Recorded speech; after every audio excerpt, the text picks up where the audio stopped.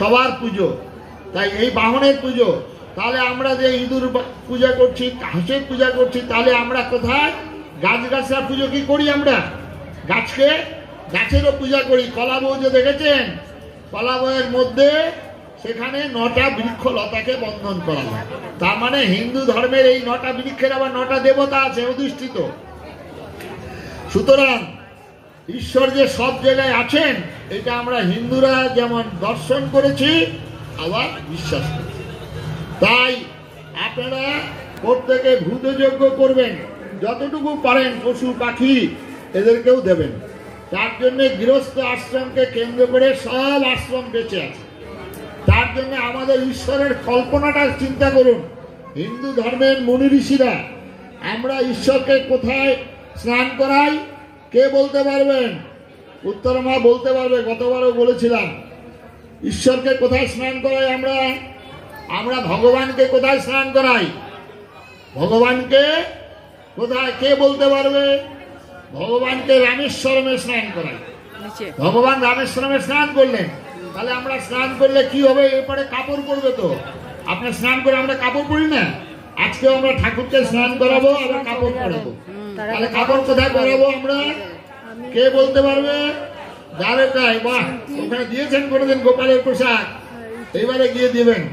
ওখানে সবাই গোপালের ছোট ছোট পোশাক পাওয়া যায়, সব দেয় কিনে। তাহলে ওখানে পোশাক পরলেন। আচ্ছা, এবারে স্নান করলাম, পোশাক পরলো, এবার তো ঠাকুর খাবে।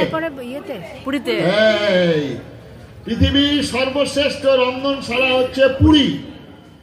এখনো পর্যন্ত বিজ্ঞান ওখানে শেষ। তার জন্য লোকে যারা বলে বিজ্ঞান আর ধর্ম নিয়ে তর্ক করে, আমি সেখানে বলি যে বিজ্ঞান যেখানে শেষ হলো, ধর্ম সেখান থেকে শুরু হলো। যাও না একবার জগন্নাথ ধামে, যাও, সেখানে গিয়ে দেখো কি অবস্থা। কল্পনা করতে পারছে না আজও। এই যারা বলেন ওই যে বড় বড় ব্যাগ ঝুলিয়ে রাস্তায় ঘুরে বেড়ায়, কি বলে যেন ঝিঙ্গা ভাত আর মাছ ভাতের স্লোগান দেয়, এই বেটারা জানে না যে জগন্নাথ ধামকে কেন্দ্র করে কোটি কোটি মানুষ বেঁচে আছে। ডেলি ওই যে হাড়িগুলো 270টা উনুনে হাড়ি চাপছে 4টে করে, আর দৈনিক এই হাড়িগুলো লাগে।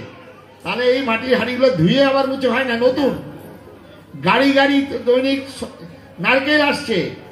আর ওই যে আপনার 51 মণ চা ভোগ হয়, তাহলে কত ডেলি এটা হয়, তাহলে কত হাজার হাজার বিঘা চাষ হচ্ছে। তাহলে এই জগন্নাথ ধামকে কেন্দ্র করে কত কোটি মানুষ বেঁচে আছে, এগুলো তারা বলতে পারবে? আরে আমাদের যে দুর্গা পূজা হয়, টাকা খরচা হয়, কিন্তু দুর্গা পূজার সময় এই যে প্যান্ডেল এখনই বাস আরম্ভ করে গেল। সেদিন আমি আসছি, বাস চলছে, বলছি কিসের দুর্গা পূজার প্যান্ডেল। আচ্ছা, এইবারে যে দুর্গা পূজার যে প্যান্ডেলের ডিজাইন হয়েছে, আবার আগামী বছর কি হবে বুকিং হয়ে গেল।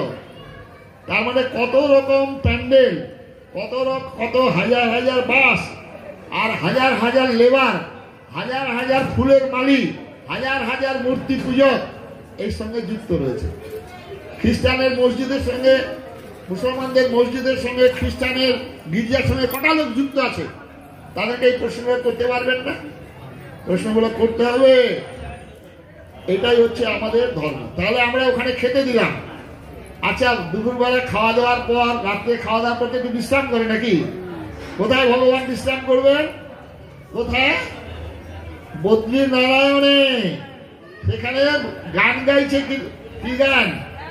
গোলাপের পাপড়ি উড়িয়া পড়ে গায়ে, প্রভু আমার সুখে নিদ্রা যায়। হিন্দু ধর্মের এই জন্য এত বিশাল। তার জন্য আমাদের বাবাকে কে হলো? বাবার নাম কি আমাদের? বিশ্বনাথ। মায়ের নাম পার্বতী, জগদ্ধাত্রী জগন্মাতা। বাবা যদি বিশ্বনাথ হয়, মা যদি জগদ্ধাত্রী জগন্মাতা হন, তাহলে পৃথিবীর সবাই আমার ভাই বোন। এই জন্যই বিবেকানন্দ বলেছিলেন, sisters and brothers of my America. আর তার জন্য বলেছেন হিন্দু ধর্মের মানুষ কতদিন বেঁচে থাকবে? কতদিন? যতদিন এই দেশের মানুষ ঈশ্বর অনুসন্ধানে রত থাকবে। মনে রাখবে কথাটা, ঈশ্বর অনুসন্ধানে রত যতদিন থাকবে, ভারতবর্ষ ততদিন জীবিত থাকবে।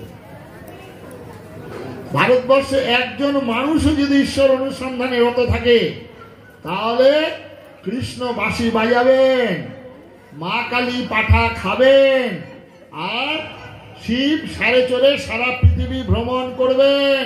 হুমায়ুন কবির আর ফিরহাদ হাকিম সিদ্দিকুল্লাহ, তোমরা এর কোনো সন্ধান করতে পারবে না, এটা বলতে হবে। এই হচ্ছে আমাদের হিন্দু ধর্ম। তারা পৃথিবীর মনুষ্য গোষ্ঠীকে দুটি ভাগে ভাগ করেছে, হিদেন আর কেউ বলেছে কাফের। আমরা কি বলেছি? আমরা বলেছি অমৃতের সন্তান, অমৃতের পুত্র। তাহলে বুঝতে পারছেন, এইবারে যজ্ঞ, এইবারে অভিষেক হবে আপনার গুরুদেব। ও আগে যজ্ঞ হবে তো, হ্যাঁ আগে যজ্ঞ হবে।